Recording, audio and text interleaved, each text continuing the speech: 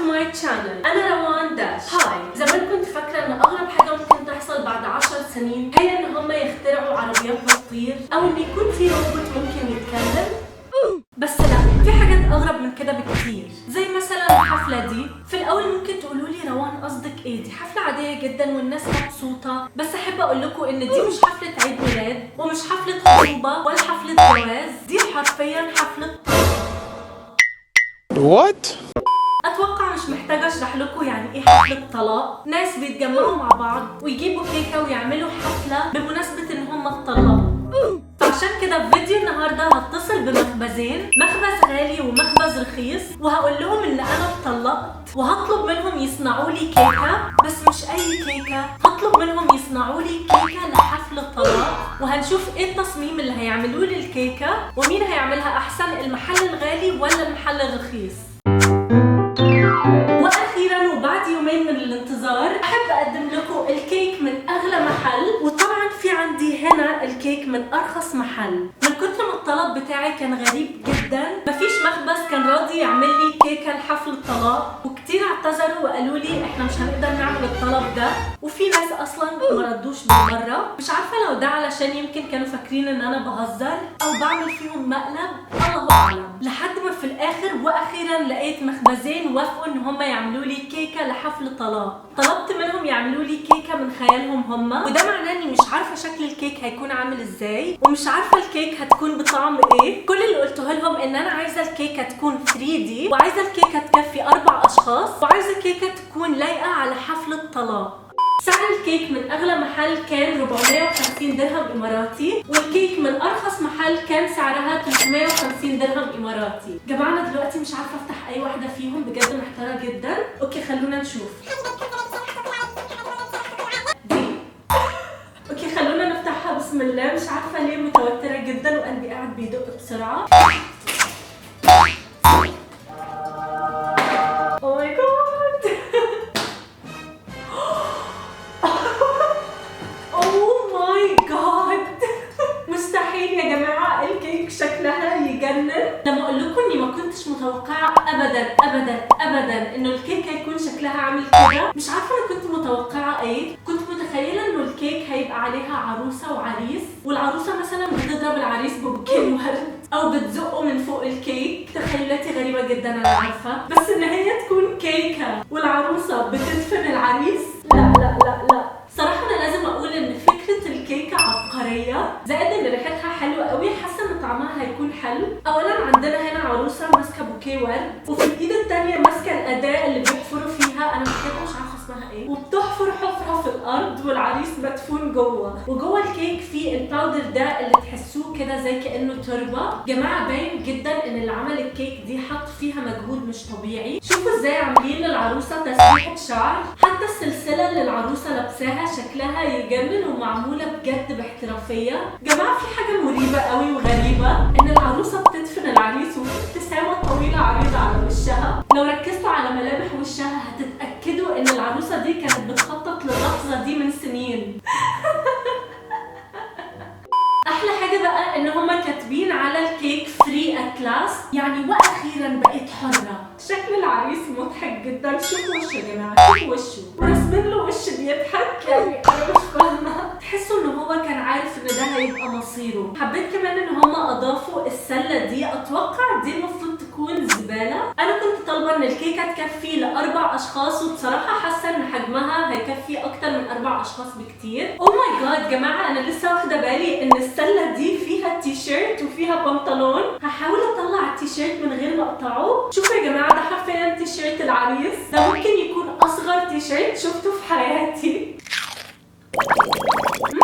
طعمه سكر، بس مش سكر مزعج، طعمه حلو. وعندنا برضو هنا اصغر شورتس في العالم. صدقني. واو، عجبني جدا الاعواد دول، بس على فكره دول مش سكر، دول خشب.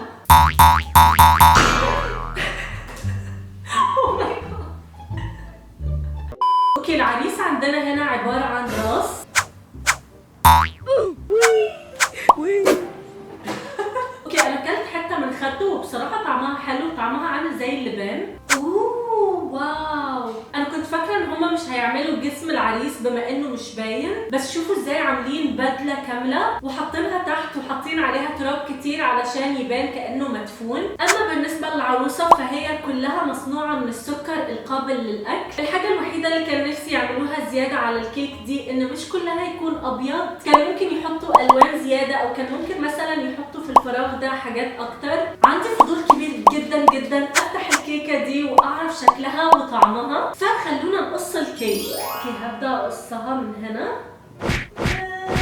انا افشل واحده في قص الكيك، فانا اسفه جدا على اللي انا هعمله ده. اوه واو، الكيك من جوه كبيره جدا، فيها حرفيا 1 2 3 4 5 طبقات، ومن شكلها فواضح ان هي بنكهه الشوكولاته. هحاول اخد من كل الطبقات كده مع بعض علشان الطعم يطلع قوي.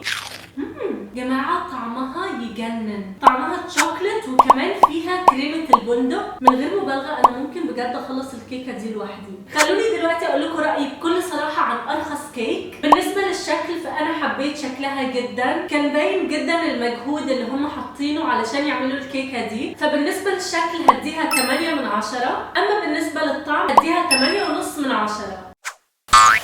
وطبعا جه الوقت دلوقتي انه نفتح مع بعض الكيكه من اغلى محل. اوكي بسم الله. اوكي مستعدين؟ 1 2 3. اوه ماي جاد، واو جماعه انا فعلا مصدومه من شكل الكيك دي قد ايه يجنن. جماعه الشخصيات اللي على الكيك دي شكلهم واقعي جدا، خصوصا العريس والعروسه. كميه المجهود اللي هم حطوها في الكيكه دي باينه جدا. مبدئيا كده يا جماعه الكيكه دي اكبر بكتير من الثانيه، وكمان اتقل بكتير قوي، مع اني طلبت منهم نفس الطلب على فكره. قلت لهم انا عايزه كيكه تكفي من 4 ل 5 اشخاص، بس اللي انا شايفاه من حجمها ان دي فعليا يا جماعه كيكه ممكن تكفي اكتر من 10 اشخاص. ده كل كوم، وكميه الابداع اللي محطوطه في الكيكه دي كوم تاني. انا بجد ما عنديش اي فكره ازاي وصلوا للنتيجه دي. اتوقع قعدوا كده كلهم في اجتماع وقرروا ان احنا هنعمل كيكه طلاق على شكل زباله. حرفيا قرروا يحطوا كل انواع واشكال اكياس وصناديق الزباله اللي موجوده في العالم. حاطين هنا في صندوق الزباله زي كيك متفتفت على اساس ان هو يدي شكل كانه زي التراب او الغبار. اوه ماي جاد جماعه، ده حرفيا كيس زباله مقفول. انا متاكده 100% ان الكيس ده جواه حاجات العريس. انا لسه واخده بالي دلوقتي ان العريس قاعد حرفيا بيزعق، وشكله بيزعق باعلى صوت عنده. عجبني برضو ميكس الالوان قوي ما بين اللون البني واللون الاسود. حاسه ان الكيك دي كده ليها شخصيه، مفيش اي حاجه ممله في الكيكه دي يا جماعه. كل ما بتبصوا في حته بتشوفوا حاجه مختلفه وحاجه جديده. اولا في عندنا هنا الازازه الخضراء دي، الله اعلم قصدهم ايه بالازازه دي. حبيت قوي شعر العروسه، وحبيت كمان التاج اللي على راسها. من كتر ما هم مركزين في التفاصيل حاطين للعروسه روج، وحرفيا كاتبين على الكيك ارمي الزباله بره. جماعه انا عندي سؤال، هو الحاجب اليمين بتاع العروسه راح فين؟ حرفيا العروسه عندها حاجب وحاجب لا. جماعه انا جبت لكم دماغ العريس. صدقني حاطين دماغه في سلاكه، تخيلوا.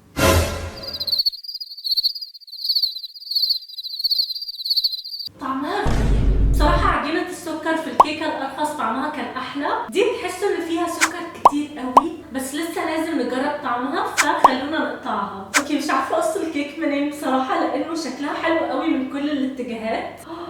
اوه الكيك دي طريه قوي، التانيه كانت ناشفه. اوه ماي جاد جماعه، شايفين شكل الكيك عامل ازاي؟ اوه ريحه فانيلا. الكيك دي اكبر بكتير من التانية على فكره، وفيها 1 2 3 4 5 6 7 8 9 10 طبقات. اوكي انا اتحمست جدا اني اجربها، فخلونا ندوق.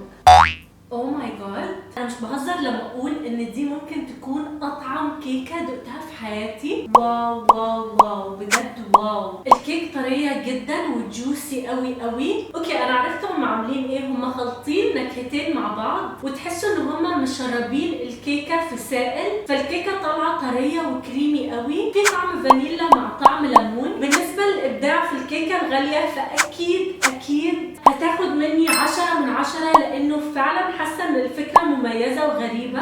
اما بالنسبة للطعم فالكيكة دي هتاخد مني 9.5 من 10. جماعة انا شفت كمية ابداع في الفيديو ده مش طبيعية من المحلين، ولو اي حد من المحلات دول بيتفرجوا عليا دلوقتي فانا عايزة اقول انا اسفة. اكيد دلوقتي قاعدين يفكروا فيا ان انا اتطلقت، وطبعا دلوقتي اللي هيحصل اني هقطع الكيكتين دول وهوزعهم على كل الناس. فانا النهارده عازمه كل اصحابي وجيراني على كيكه حفل طلاق. وبكده نكون وصلنا لنهايه الفيديو. بليز حطوا لايك على الفيديو ده لو عجبكم، وكمان اشتركوا في قناتي وفعلوا الجرس علشان كل ما انزل فيديو جديد يوصلكم اول باول. ودلوقتي عايزه اقول ثانك يو سو ماتش فور واتشينج، بحبكم الدنيا كلها، وان شاء الله اشوفكم في كل الفيديوهات الجايه. باي باي.